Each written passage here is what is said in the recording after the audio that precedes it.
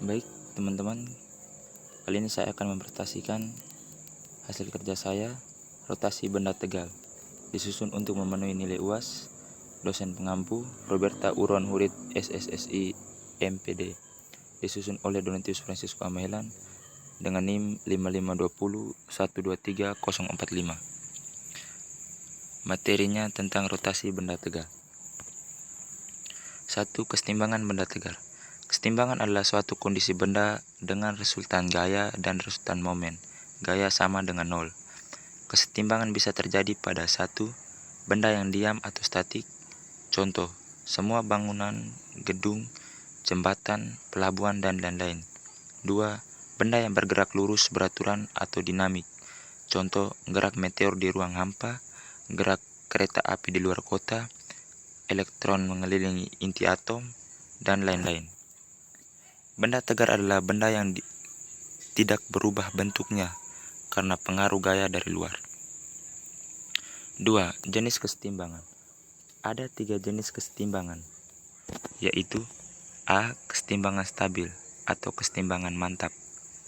Benda yang memiliki kesetimbangan mantap, jika diganggu dengan cara memberikan gaya padanya, maka titik berat benda akan naik. Jika gaya yang dihilangkan, maka benda akan kembali pada kesetimbangan semula.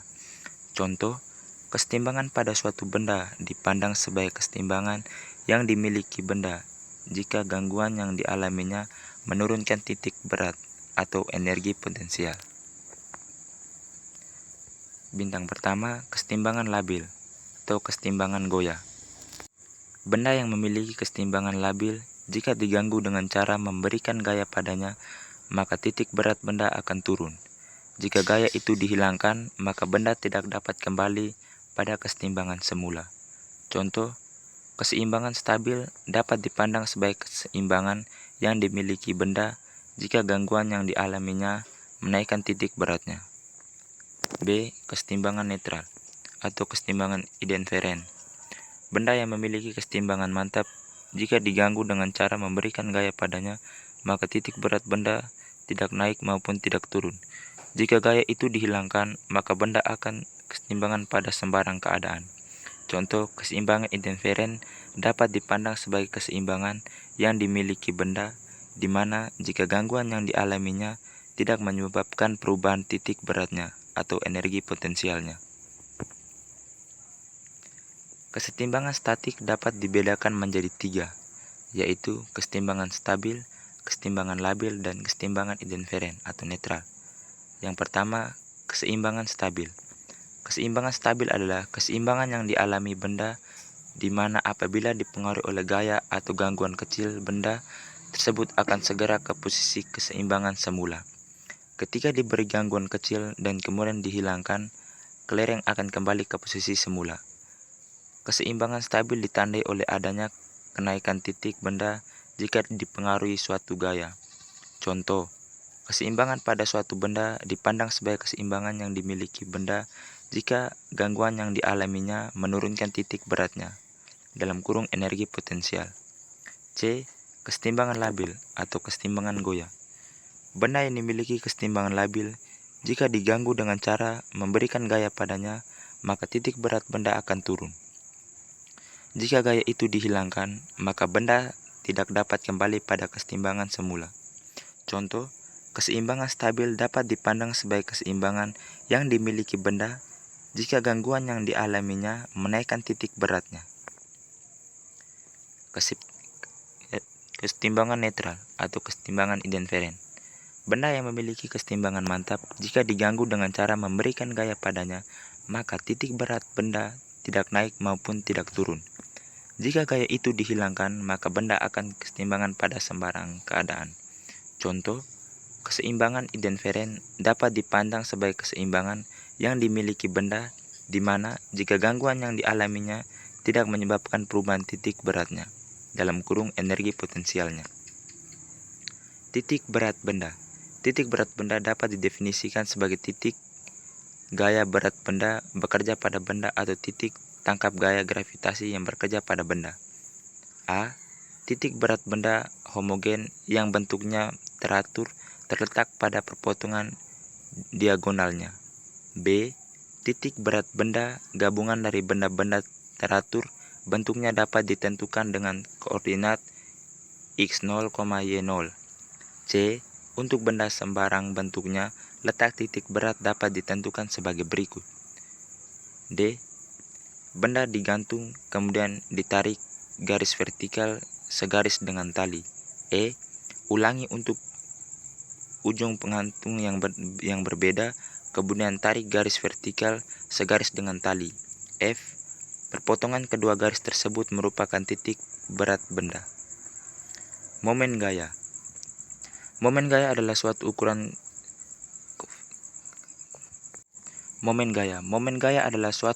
keefektifan sebuah gaya yang bekerja pada benda untuk memutar benda tersebut terhadap titik poros tertentu.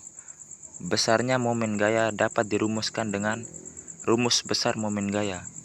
T sama dengan F kali L sin T. Keterangan F besar gaya atau N, L panjang lengan gaya atau M, T besar momen gaya, N kali M, A sama dengan sudut antara arah lengan gaya dan arah gaya. Jadi, torsi atau momen gaya adalah hasil kali gaya dengan jarak suatu titik ke garis kerja gaya.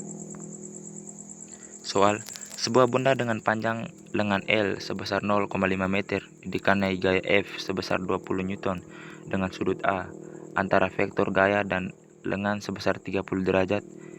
Hitung momen gaya yang bekerja pada benda tersebut. Jawab, dalam rumus momen gaya sama dengan F kali L kali sin A, kita memiliki F gayanya 20 Newton, L panjang lengan sama dengan 0,5 meter, A sama dengan sudut antara vektor gaya dengan lengan sama dengan 30 derajat. Mari kita hitung momen gaya. T sama dengan F kali L kali sin A. T sama dengan 20 Newton kali 0,5 meter kali sin 30 derajat. Untuk menghitung sin 30 derajat, Anda dapat menggunakan dalam derajat ataupun dalam radian. Sin 30 derajat dalam radian adalah 0,5 atau dalam derajat adalah 0,5. Karena sin 30 derajat sama dengan 1,2. T sama dengan 20 Newton kali 0,5 meter kali 0,5 T sama dengan 5 Newton meter. Jadi momen gaya yang bekerja pada benda tersebut adalah 5 Newton meter. Keseimbangan partikel. Partikel adalah benda yang ukurannya dapat diabaikan dan hanya mengalami gerak translasi, tidak mengalami gerak rotasi. Syarat keseimbangan partikel SF sama dengan 0 ASF. X sama dengan 0 sumbu X SF, Y sama dengan 0 sumbu Y. Soal, sebuah roda berputar dengan kecepatan sudut V dan memiliki momen inersia sebesar 0,02 kg. M20 kali 0,02 kg M pangkat 2. Jika roda memiliki radius R sebesar 0,30 kali 3 meter, hitunglah energi kinetik rotasi roda tersebut. Jawab, energi kinetik rotasi atau EK. Suatu benda tegar dapat dihitung dengan rumus berikut. 12 kali 2 energi kinetik, di mana EK adalah energi kinetik rotasi dalam Joule, adalah momen inersia benda tegar dalam 2 kg M pangkat 2. W adalah kecepatan sudut benda tegar dalam radian per detik. Kita sudah diberikan nilai momen inersia dan radius dari roda. Untuk menghitung kecepatan sudut W, kita perlu tahu lebih banyak informasi, namun kita dapat menghitung energi kinetik rotasi dalam bentuk umum dan menyertakan simbol W. 12 kali 2 energi kinetik 21 W pangkat 2. Substitusi nilai yang diberikan 0,02 kg kali M pangkat 2 sama dengan 0,02 kg M pangkat 2 sama dengan 12 0,02 kg M pangkat 2 kali 2 energi kinetik sama dengan 21,0,02 kg titik M pangkat 2. Jadi energi kinetik rotasi roda tersebut adalah 12.0.02